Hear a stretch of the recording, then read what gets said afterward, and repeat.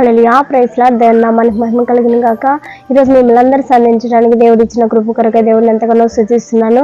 ఈ రోజుకైనా దేవుని యొక్క వాక్యం మనం గమనించినట్లయితే మత్తయి గ్రంథము 18వ అధ్యాయము 20వ వచనం మనం చూద్దాము. ఏలైనగా ఇద్దరు ముగ్గురు నా నామమున ఎక్కడ కూడి ఉందురో అక్కడ నేను వారి మధ్యన ఉందునని చెప్పాను. దేవుని యొక్క వాక్యం ఏ విధంగా సెలవిస్తా ఉంది, ఎక్కడైతే ఇద్దరు ముగ్గురు నా నామంలో ఎక్కడైతే కూడి ఉంటారో వారి మధ్యలోనే ఉంటాననేసి ఆయన యొక్క వాక్యం సెలవిస్తుంది అనమాట. మనము ఇప్పుడు ఎంతమంది ఉన్నాము, ఒకరున్నామా, ఇద్దరు ఉన్నామా, లేకపోతే చాలా మంది 50 మంది ఉన్నామా, 100 మంది ఉన్నామా, 5000 మంది ఉన్నామా, అది లెక్క కాదు. అయితే దేవుడు అంటున్నాడు, ఎక్కడైతే నా నామంలో కూడి ఉంటారో, నా నామంలో ఎక్కడైతే ప్రార్థిస్తారో వారి మధ్యలో నేను ఉంటాననేసి దేవుడు వాగ్దానం చేస్తున్నాడు అనమాట. ఈ యొక్క వాగ్దానం మనము చూసినట్లయితే మన నిత్య జీవితంలో మనం ప్రార్థించడానికి ఇంకా పడిపోవాల్సిన అవసరం లేదనమాట. ఎందుకంటే మీతో కూడా ఇంకొకరు ఎవరైనా ఉన్నా కూడా కానీ, ఇద్దరే ప్రేయర్ చేసినా లేకంటే ఒక్కరే ప్రేయర్ చేసినా కూడా కానీ దేవుడు ఆ ప్రార్థన త్రోసివేయని దేవుడు అంటున్నాడు. ఆ ప్రార్థనని దేవుడు అంగీకరించే దేవుడు అంటున్నాడు అనమాట. నా నామంలో మీరు ఏది అడిగినా నేను మీకు దయచేస్తాను అనేసి దేవుని యొక్క వాక్యం సెలవిస్తుంది. కాబట్టి ఈ ఉదయకాల సమయంలో మనం ఎవరెవరైతే యూట్యూబ్ చూస్తున్నామో ప్రతి ఒక్కరు ఏం చేయాలంటే, ఎంతమంది ఉన్నామో అని లెక్కకు అది కాదు, కానీ మనము ఆయన నామంలో ఏదైతే అడుగుతామో అది దేవుడు తన నామ మహిమార్థంగా దేవుడు ఇస్తాడని వాగ్దానం చేస్తున్నాడు అనమాట. తర్వాత మనం చూసినట్లయితే పేతురుని గురించి మనం పరిశుద్ధ గ్రంథంలో చూస్తాము. పేతురుని ఏం చేస్తారంటే అందరూ పట్టుకొనేసి చెరసాలలో వేసేస్తారనమాట. అయితే సంఘం అంతా కూడా అతడి కొరకు అత్యాసక్తితో ప్రార్థించగా అతడు ఏం చేస్తున్నాడంటే, అతడు విడుదలై బయటకు వచ్చినాడంటే. ఎలా విడుదలై వచ్చినాడంటే, ఒక దూత వచ్చి అతని కట్లంతా విప్పి అతడిని మొదటి కాలు దాటి రెండవ కాలు దాటి తర్వాత ఆ వీధిలో చివరి వరకు వచ్చి ఒక వీధి దాటిన తర్వాత అతను చేయి పట్టుకుని వచ్చి అతను బయటకు వదిలేస్తున్నారనమాట. అయితే అక్కడున్న చెరసాల అధిపతికి తెలియదు, అక్కడున్న ఖైదీలకు తెలియదు, ఆ వీధిలో ఉన్న ఎవరికి తెలియదు. అయితే దేవుడు ఏం చేశాడంటే ఆ పేతురుని చక్కగా చేతి పట్టుకొని ఆ యొక్క వీధి దాటించాడంట. చూడండి, మనం ఎక్కడైతే ఇద్దరు ముగ్గురు కూడి ప్రార్థిస్తారో అక్కడ ఏం చెప్పమంటే, సంఘం అంతా కూడా అత్యాసక్తితో అతని కొరకు భారంగా ప్రార్థించారంట. ఎందుకంటే మా నాయకుడు బయటికి రావాలి, చెరసాల నుండి విడిపించాలి ప్రభువా అనేసి శిష్యులందరూ కూడా కన్నీటితో ప్రార్థన చేశారనమాట.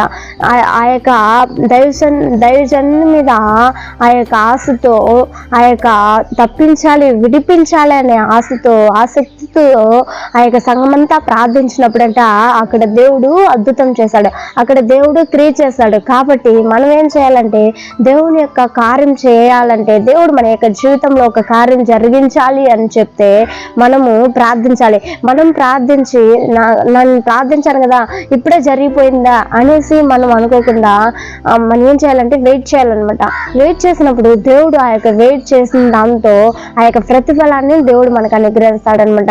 మన ప్రార్థన త్రోసివేయనటువంటి దేవుడు ఏం చేస్తున్నాడంటే, దేవుడు ఆ యొక్క స్థలంలో తప్పకుండా ఆ యొక్క స్థలంలో పేతురు విడిపించిన దేవుడు నిన్ను నన్ను కూడా మనకుంటున్న సమస్యల నుంచి, మనకు ఉంటున్న వ్యాధుల నుంచి దేవుడు విడిపించడానికి శక్తిమంతుడై ఉంటున్నాడు అంట. ఒకవేళ ఏదైనా బంధకాల చేత ఉన్నట్లయితే, ఒకవేళ పేతురుని బంధించినట్లుగా ఆ యొక్క సంఖ్యలంతా విడిపడినట్లుగా ఒకవేళ ఆ స్థలంలో ఉన్నా కానీ మనము ఈ స్థలం ముందు ఈ సమయం ముందు ప్రార్థించినట్లయితే మనకున్న బంధకాలంతా కూడా విడిపించడానికి ఆయన శక్తిమంతుడై ఉంటున్నాడు అనమాట. మనకున్న ఆ యొక్క కష్టాలంతా కూడా, మనకున్న ఆ యొక్క సంఖ్యలంతటి కూడా ఏ యొక్క స్థలంలో కట్టబడి ఉంటున్నాం ఆ యొక్క స్థితి నుండి కూడా దేవుడు మనం విడిపించడానికి శక్తిమంతుడై ఉంటున్నాడు అనమాట.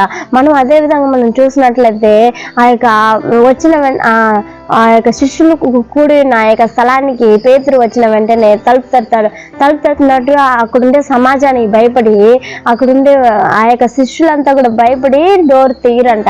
అయితే రోజే అనే ఒక సహోదరి వచ్చి ఏం చేస్తుందంటే శిష్యులు ఆ యొక్క స్వరాన్ని రోజే విన్నప్పుడు చాలా సంతోషపడుతుంది. ఎందుకంటే అంతసేపు ప్రార్థించి పేతురు కోసం కనిపెడతా ఉన్నారు. అయితే అతను రాగానే చాలా సంతోషపడి శిష్యులతో వెళ్ళి చెప్పినప్పుడు శిష్యులు వాళ్ళు నమ్మకపోయినారు అనమాట. ఎందుకంటే పేతురు వచ్చేస్తాడా అనేసి నమ్మకపోయినారు. అయితే ఆ యొక్క రోజేకి చూడండి ఆ యొక్క విశ్వాసము ఎంత గొప్పగా ఉంటున్నదో. అది నిజంగా పేతురు యొక్క స్వరమే నేను విన్నాను అనేసి చెప్పినప్పుడు వచ్చి తలుపు తీసినప్పుడు నిజంగా పేతురు అక్కడ ఉంటాడనమాట. చూడండి, దేవుడు చూసే అద్భుతాలను మనము కళ్ళారా చూసినా కానీ అది గ్రహించలేని స్థితిలో ఈ రోజులో ఉంటున్నాం. అయితే మనం అలా ఉండకుండా దేవుడు చేసిన మేళ్ళన్నిటినీ దేవుని దగ్గర చెప్పిన కృతజ్ఞతాస్తులు చెల్లించినప్పుడు దేవుడు తప్పకుండా నిశ్చయంగా ఇంకా మరెన్నో అద్భుతములు దేవుడు మన యొక్క జీవితంలో జరిగించే దేవుడు అంటున్నాడు అనమాట. ఈ ఉదయకాల సమయంలో నువ్వు నేను కూడా ఈ యొక్క విశ్వాసం కలిగి ఉన్నట్లయితే, ఆ హృదయకున్న విశ్వాసము ఆ యొక్క సంఘం అంతా కూడా భారంతో ప్రార్థించినప్పుడు పేతురు ఎలా అయితే బయటకు రాగలిగిందో అదేవిధంగా నువ్వు నేను దేవుని పట్ల విశ్వాసం కలిగి ఉన్నట్లయితే దేవుడు తప్పకుండా మన జీవితంలో అద్భుతములు చేసే దేవుడు అంటున్నాడు అనమాట. ఆశ్చర్యక్రియలు జరిగించే దేవుడు అంటున్నాడు అనమాట. ఆయన నామంలో అద్భుతం ఉంది, ఆయన నామంలో స్వస్థత ఉంది. ఆయన నామంలో మనం ఏదైతే విశ్వసించి అడుగుతామో తప్పకుండా మన జీవితంలో కార్యం చేసే దేవుడు అంటున్నాడు అనమాట.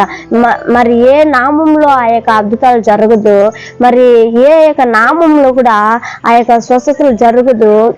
ఈ యొక్క నామం ఏమంటే యేసు అనే నామం. యేసు నామంలో స్వస్థత జరగాలి అని మనం ప్రార్థించినప్పుడు దేవుడు తప్పకుండా మనకు సహాయం చేసే దేవుడు అంటున్నాడు అనమాట. మన యొక్క అక్కరతలన్నింటినీ తీర్చే దేవుడు అంటున్నాడు అనమాట. వివిధ కాల సమయమందు మనం ప్రార్థించుకుందాము. హల్లెలూయా, స్తోత్రం రాజా, యేసయ్యా స్తోత్రం. వివిధ కాల సమయం ఎంతమంది అయితే యూట్యూబ్ ఛానల్ చూస్తున్నారో ప్రతి ఒక్కరిని మీరు ఆశీర్వదించండి. యేసయ్యా స్తోత్రం డాడీ. మీ పట్ల ఎక్కడైతే 2-3 కూడి నా నామం లేఖిస్తారో మధ్యలో ఉంటాను ప్రార్థన చేస్తున్న దేవుడు మీరే కదా ప్రభువా. యేసయ్యా స్తోత్రం రాజా. మేము ప్రార్థించేటప్పుడు మా ప్రార్థన ఆలకించే వాడవని మేము విశ్వాసిస్తున్నాం. మాకుంటున్న ప్రతి ఒక్క అవసరతలు యేసయ్యా మీరు చేసే దేవుడు అని మేము విశ్వాసిస్తున్నాం రాజా.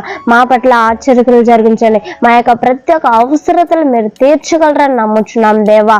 ఏదే గొప్ప కార్యం ఒక్కొక్క బిడ్డ జీవితంలో జరిగించకపోతే స్తుతి స్తోత్రం చెల్లించుకుంటూ నజరేయుని యేసు నామములో అడుగుకొని పొందుకొని ఉంటున్నాం తండ్రి, ఆమేన్.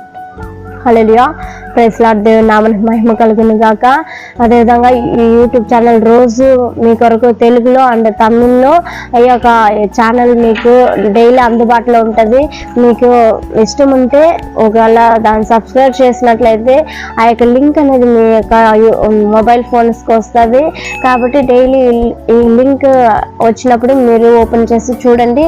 దేవుని యొక్క ఆశీర్వాదాలు పొందుకోండి. God bless you.